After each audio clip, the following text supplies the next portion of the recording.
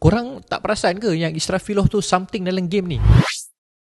Hai guys, Assalamualaikum. Video ni dirakam ngam-ngam selepas game JDT menentang Bangkok United. Aku rasa macam aku tak sempat aku kumpulkan all the data statistik dan apa yang aku boleh share dalam video ni lah, okay? Kalau nak all the data or statistik, boleh tengok video kawan-kawan kita yang lain. Ini just apa reaction aku, apa yang point aku suka dan tak suka dalam game tadi. Aku terus direct record. Aku tak nak hilangkan aku punya mood. Aku nak bercakap point yang aku dapat tangkap daripada game tadi. Tak banyak pun, sikit je, okay? You guys boleh join aku dengan drop komen kat bawah. So Shopee Cup, this is second game JDT dalam Shopee Cup punya table. Hari tu kan dah menang 3-1 dengan Lion City Sailors, kalau korang lupa. Ini adalah game kedua. First half bila aku tengok game tu, dia macam agak, nak kata tak bosan sangat, nak kata tak best sangat, sebab masing-masing kedua-dua lebih berhati-hati. Yang pertamanya aku suka cara macam mana Bangkok United defend sebagai satu unit yang lebih tenang compare to JDT. Aku tak kata JDT kelang kabut, cuma tak tahu, aku nampak macam player diorang lebih relax sedikit. Beza dia tak banyak, tapi aku nampak macam player defender Bangkok United lebih tenang. Walaupun JDT datang dengan lebih bertubi-tubi. Aku rasa semua yang tengok game tu mesti korang terngiang-ngiang dengan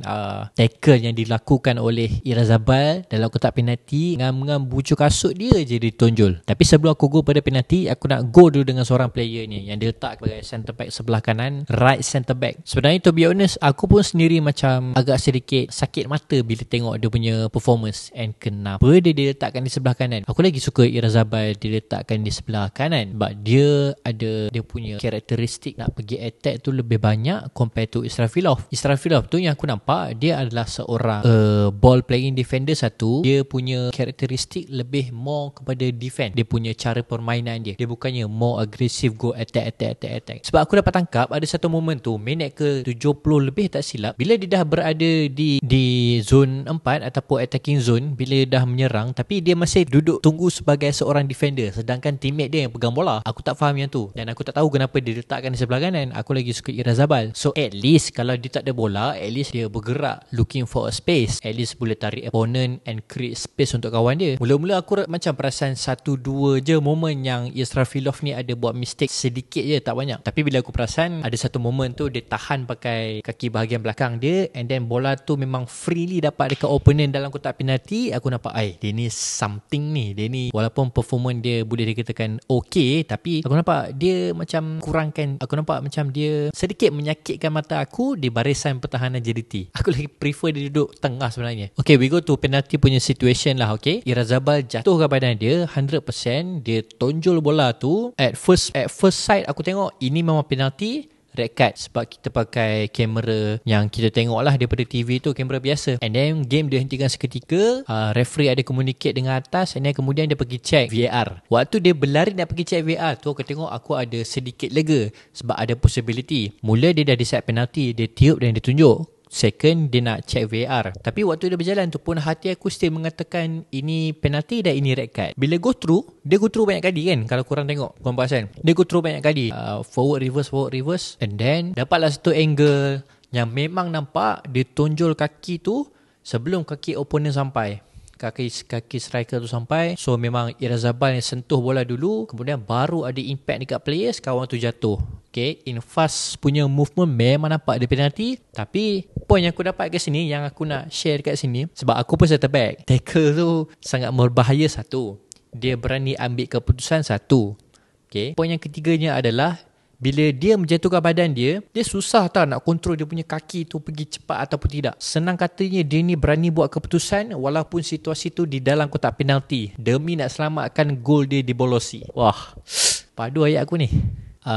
Credit to him. Dengan data statistik pun mengatakan dia mendapat tackle wound yang paling banyak dalam game hari ni. So Irazabal kita bagi 5/5 bintang walaupun dia tak main full. Wah, sekali hati je aku bagi rate. Sebelum ni tak pernah pun. Tapi moment tu sebab aku pun pernah kena. Tapi sama ada orang berani ke tak berani nak jatuh ke badan dia, as long kaki kau boleh cocok je bola tu keluar daripada permainan. Susah. Situasi tu sangat susah kalau kau seorang center back, kau faham. Habis je first half, Bangkok United dia defend team very professional. They adapt the attacking, they discipline lah. Suka tengok cara Bangkok United diorang disiplin dan mempertahankan dia punya gol daripada dibolos. Masuk second half, aku nampak JDT lebih agresif. Ngam 40 saat sahaja lepas pada second half start. Betul lah orang cakap jangan bagi ruang ni dekat Bergson. Once dia doom, dia ada space, dia doom, dapat satu gol untuk dia. 5 minit lepas tu, this is the best combination play between Bergson, Hector Havel dengan Joao Figueiredo. Gol yang sangat simple, basic, jaga line outside trap, they score one goal.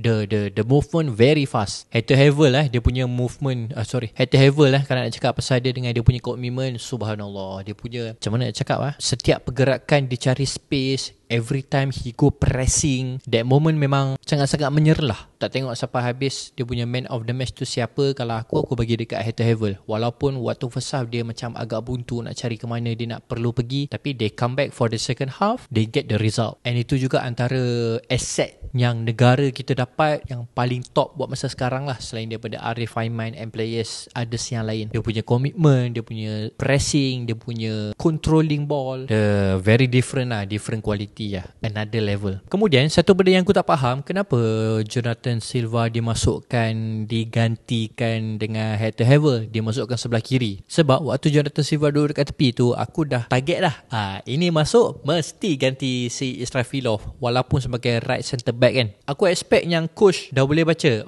Israfilov hari ni kurang perform, so kena keluarkan maybe di minit ke 50 dan ke atas. Dan aku tak faham Israfilov tak dikeluarkan. Yang dikeluarkan Hector Havel dengan Irazabal. Yang perform dikeluarkan. Tapi aku faham lah waktu dikeluarkan tu dia direhatkan sebab game pun kita control, kita leading. Aku faham the situation. Tapi korang tak perasan ke yang Israfilov tu something dalam game ni? Cuba komen sikit. Minit ke 77 yang dia ada bola sampai, dia ada tap bahagian kaki belakang dia, bola tu dia tap and freely dapat dekat opponent di dalam kotak penalti. Kalau nasib baik tak bolos tau. Bila aku tengok balik line up, okay, Syarul Saad dekat sub. So aku dah expect, okay, kejap lagi Israfilov ni mesti kena keluar ni. Yang ganti Syarul Saad yang masuk ganti, main right centre back. Mungkin kalau korang tertanya Bangkok United ni ranking keberapa dalam Liga Thailand. Kalau ikutkan sekarang yang aku check sekarang ni, dia nombor 3 dalam ranking Liga Thailand. Tapi on the match tak ada apa dah. Aku rasa itu sahaja. Antara itu je bagi aku, antara benda yang menyakitkan mata aku, performance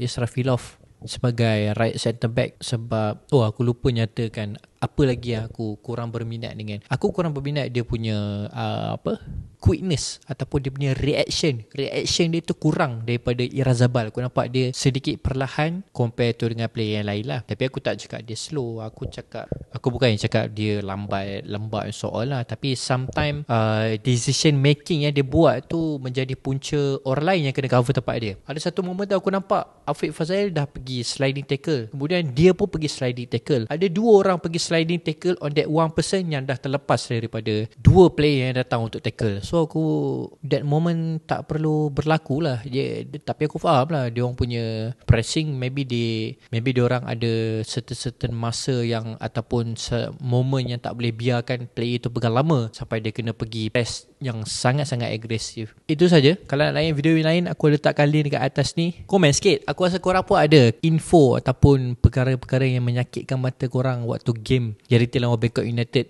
So far game okay je, tak ada masalah. Bergson hat-trick, menang 4-0, dapat mata yang ke-6 dalam table. Boleh pergi. See you guys next video. Assalamualaikum, bye-bye.